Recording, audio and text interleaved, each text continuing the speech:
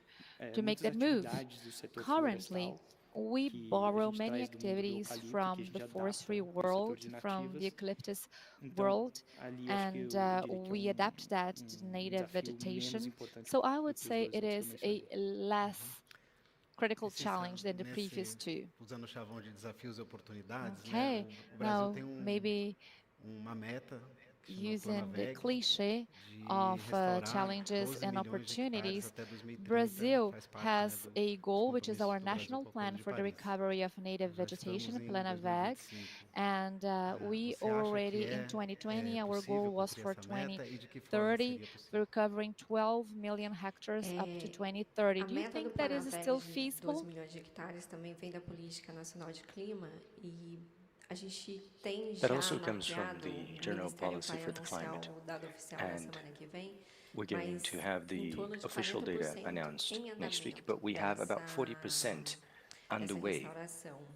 through this restoration. O que é necessário a gente tem What is projetos, né? A necessary gente tem is setor também privado que está querendo investir that we have the e a private gente tem sector projetos que wants to estão querendo invest there acessar too. recurso, né? A Mombac tem a capacidade de acessar And o recurso do Monbac BNDES, can mas tap algumas into associações resources from cooperativas de BNDES base que and estão other ali trabalhando na cooperatives Amazônia that are não tem essa working capacidade at the ainda. A gente Amazon. está trazendo agora, né, lançando na COP na próxima semana o Fundo Flora, Next week, que é um we'll be fundo liderado pelo launching WRI, the mas tem a Flora parceria da Fund Cital e that is também spearheaded by WRI, but it's nós also a conseguimos partnership with captar Cital. recurso And we're able to para capture dar início, né, um fundo resources rotativo no to modelo de blended start finance. the Esse Rotary fundo Fund. vai apoiar essas organizações não só para And this fund is restauração, going to be mas também supporting para organizations not only for infraestrutura, para restoration, but gerar, also né, for promover infrastructure que esses to pequenos promote negócios eles possam these acumular uma certa businesses so that they maturidade também can para que a gente accumulate consiga acessar some maturity recursos,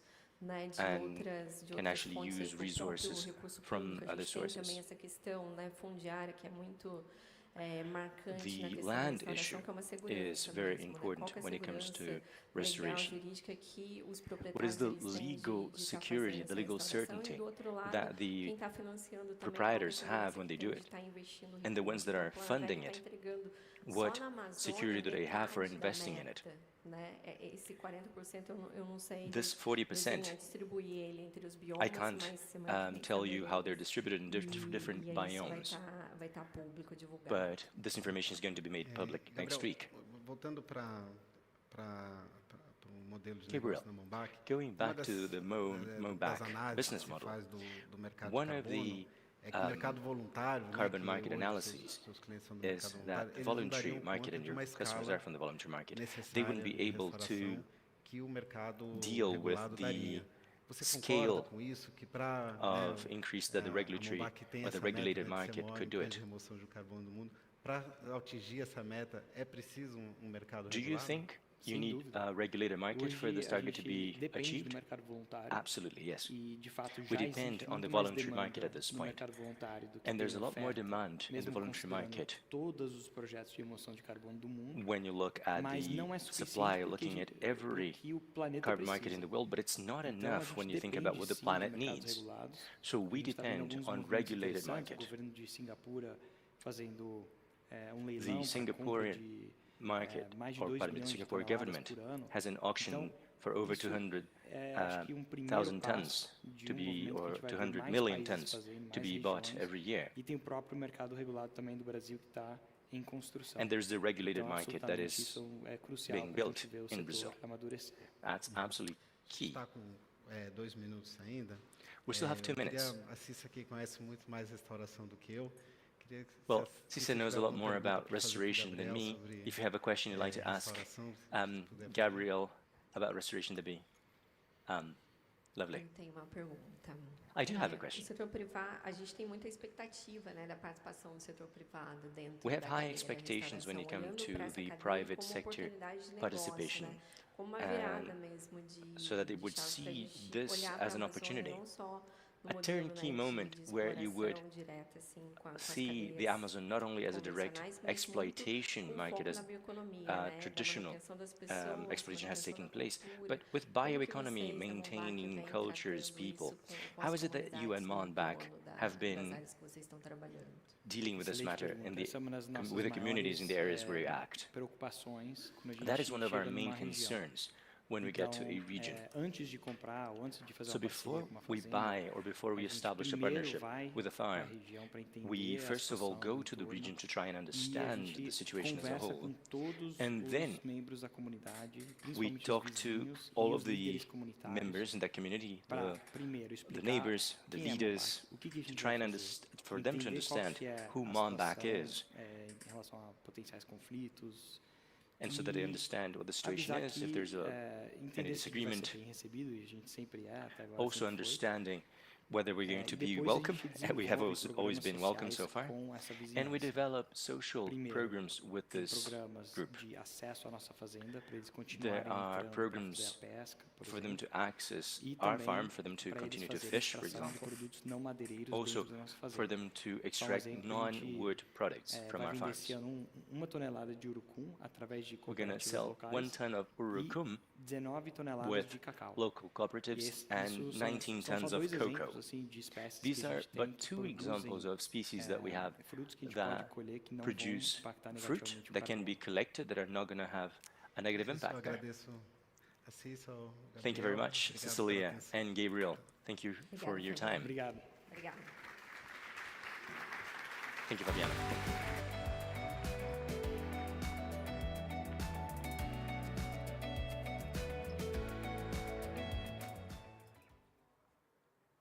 Please welcome to the stage Daniela Maniki, CEO Latin America at Rhodia and Global President of the Coatis Business Unit at Solvay Group.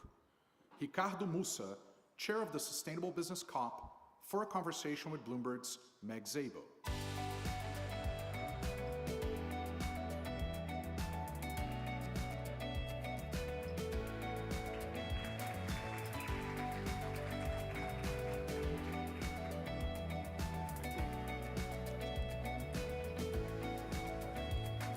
All right, last session of the day. I know we are the last thing between you all and a cocktail or a snack, so we will keep it high energy and very fast-paced up here today.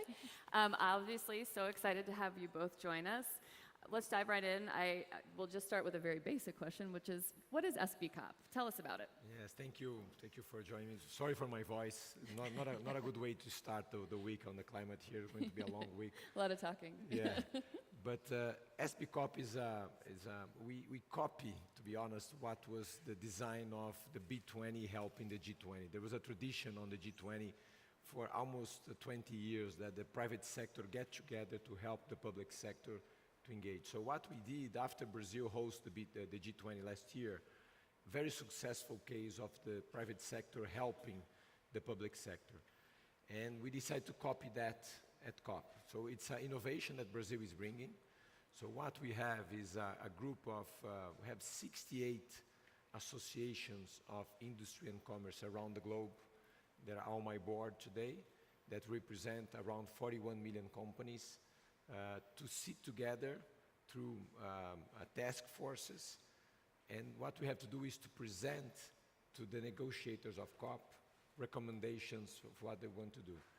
On the B20 last year in Brazil, the document that we presented for the negotiators, 72% of what we recommend was on the final paper for the G20. So based on that success, I say, let's try to replicate, organize better the private sector to engage with the public sector. Of course, this is much more difficult. The G20, you have 20 countries. It's not by consensus. And here on the COP is 198 countries, and it's by consensus. So if one country, a small country, or a large country like China, if that country does not agree, it will not move forward. So that's the challenge, of course, but we are trying here is to better organize the private sector to engage with the public sector. That's amazing. So for Daniela, taking over to you, why don't you start first with just a bit about what maybe your top priorities are for your company, but then how you are working with SB COP right now as well. Yeah. So at Rhodia Solvay here in Brazil, we have a very emblematic plant. It's our green plant in the world here. We are producing more than 1.2 million tons of chemical products per year, and we are already 95% carbon neutral, and we have the expectation to be totally carbon neutral by 2030. So it will be one of the first in the group in the world. And my area was energy transition, and it was a great job, and I thank very much Musa for the opportunity. We have chosen 3 priorities linked to the worldwide needs, but also linked to what Brazil can offer to the world. So first, energy efficiency, because the best energy is the one that you are not using. Okay, and we discussed a lot how to apply new technologies to brownfields, to plants that are already working, to minimize as much the energy consumption. Second point, renewables. Okay, we really believe that Brazil has a huge potential. Today, Solvay is using 100% of green electricity here in Brazil, but how to continue to use more and more, and how we can use technology to help the grids, to help the infrastructure to be optimized, to be able to have a more aeolic energy, more solar energy coming to the daily use of the industry. And the third point, sustainable fuels, that is also very important. So when we talk about maritime transportation, when we talk about air fuel, how we can advance and have even more mandates in place, and how we can show to the government the importance to have to work in the segments that are difficult to abate. So these were the 3 focus that we have included as priorities, and the point, we have very good cases in all the segments to show that it's possible to be done. It's just a matter to put efforts on it. Case studies, or showing actual cases and work, is the absolute best way, I think, to prove the case, as we were talking about earlier in another session. But Ricardo, over to you. Obviously, we've heard about one of the areas. Can you share a little bit more about what are all the areas that you're covering, some of the companies that are leading some of this work in addition to Solvay? Of course, yeah. We have, we divided ourselves in 8 different, what we call task forces, so 8 different teams. Energy transition, I think one of the major ones, so Daniela, so it's the CEO of Solvay. We invited, like Daniela, CEOs to run the different task forces. So we have 8 task forces. So we have like financing the transition, that is Luciana from Flying Rivers. We have food systems with the CEO of JBS, bioeconomy, that we have the CEO of Natura. We have green jobs and skills, the CEO of Schneider Electric, your sponsor here. So what we did was asking for each CEO, it's a pro bono work, so Daniela is working for free on this one, myself too. But they invite other CEOs from other countries. So I give an example. The CEO of JBS, he invited the CEO of Nestle, from Bunge, from PepsiCo, the Minister of Agriculture of Nigeria. So they form a group of experts that together with a consulting company, they come up with recommendations. One thing that was very clear to us, and that was a learning from myself, when I was on Daniela's role on the B20 3 years ago in Indonesia, we presented 68 recommendations, and on the week of the negotiation, nobody read that. It was a completely nightmare. So when it came to Brazil last year, said we have to only have 2 or 3. So what Daniela designed here, I asked for each chair 2 or 3 recommendation max, because then we have to present that prior to the COP. So we presented that in New York almost 2 months ago. So we have enough time to do some advocacy, and then we can influence the negotiators to be able to really make an impact on the COP process. So again, learning from experience, that's what the private sector do very well. We learn from our mistakes in the past, and we're implementing here, and hopefully next year, Australia or Turkey that will take over the role, they'll do even a better job. So tell me a little bit more along those lines about the SP Cup Awards. Of course, because when you are talking about influencing on the COP, it's very tough. It's 198 countries. How are we going to get everyone aligned? So we said, what's the best way to influence the public sector is through examples. Because when you have 41 million companies and 30 years of experience, because that's the 30th COP, we do have, statistically, I'm an engineer, statistically speaking, you have a lot of cases that went well, didn't went well. So we decided to say, let's ask for those 41 million companies send us your best cases. We are going to select the best ones. And because the UNFCCC recognized SB Corp as part of integrated, we are given a place inside the Blue Zone. We will be able to showcase the cases. Of course, the private sector, the company, they want to be recognized. So we started to receive thousands of cases. Of course, we filter those cases. They must have economic return, very important, has impact on the climate, so has to reduce emissions, has to be a case that is successful, already proven track record, and must be scalable around the globe. So when we received those cases, we selected among more than 1,400, 600 that came on the filter, and each team, including Daniela's team, they selected 6 cases. So we are going to showcase during COP 48 cases that represent better what are the things. And once you understand why that particular case of success, what are the conditions that made it a success? Was the policy in place, the finance, the market, and based on the success of that case, you can influence the public sector. So I was more excited, to be honest, about the awards than on the recommendations. Recommendations is more, not say academic, but it's something, but the cases, it's very difficult for you to say, okay, this is a real example, have the track record, so if we replicate what's happening in Malaysia, in Brazil, it will work. So I heard, if it's true, that your sector, or I guess vertical within this, received the most awards selection. So how did you select? It was very difficult, and I think that it was really a pleasure to be able to see more than 200 projects with top quality, with concrete cases that it is possible to really have the energy transition being done in all countries.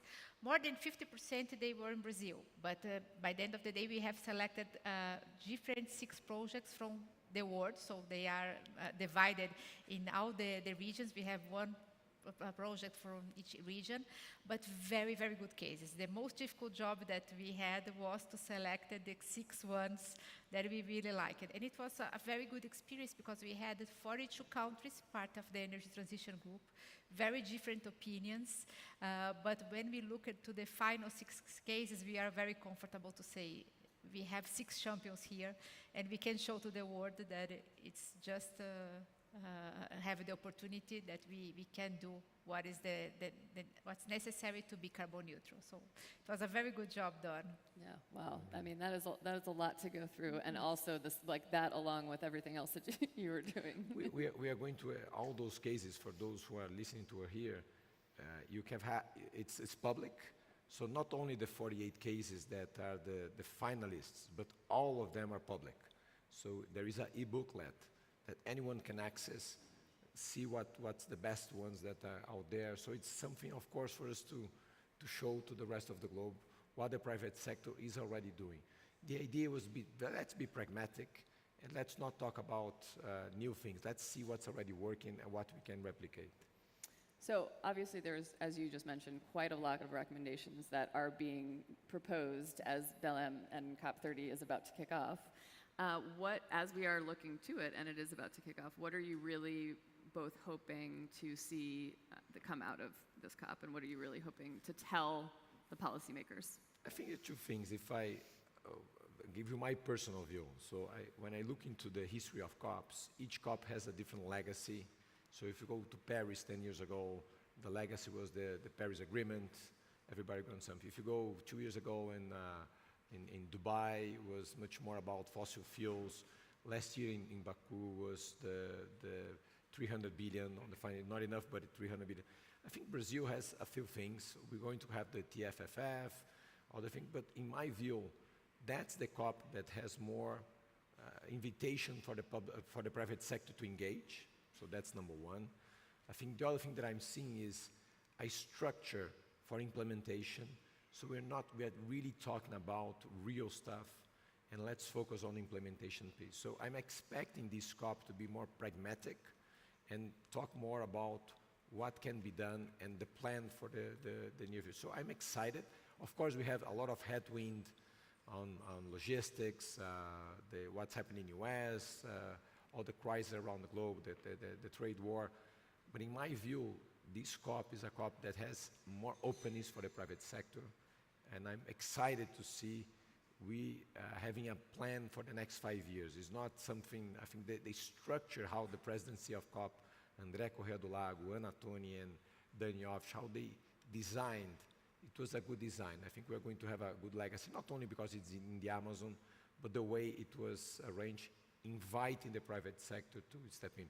I felt like really they are listening to us and we are being able to have a huge interaction.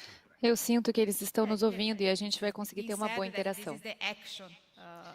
Tendo dito isso, o pessoal está falando bastante que essa é a COP das ações, né? Então nós esperamos realmente sair dessa COP com alguns mandatos para que os países, de fato, percorram um caminho para chegar na transição energética da forma sugerida, mas muitas das empresas, como dissemos, estão muito envolvidas. Eu vejo empresas de diferentes indústrias dizendo, olha, se eu tiver um mandato ou se eu tiver um financiamento mínimo, eu vou investir nisso. Então, é uma possibilidade real para atingirmos objetivos de curto prazo. A gente não precisa pensar em 2050, a gente pode pensar em 2030. Então, nos próximos 5 anos, o que a gente vai fazer de fato, né? Ah, eu vou ser carbono neutro em 2050. Ok, mas como? Ah, estou pensando, estamos desenvolvendo, estamos analisando.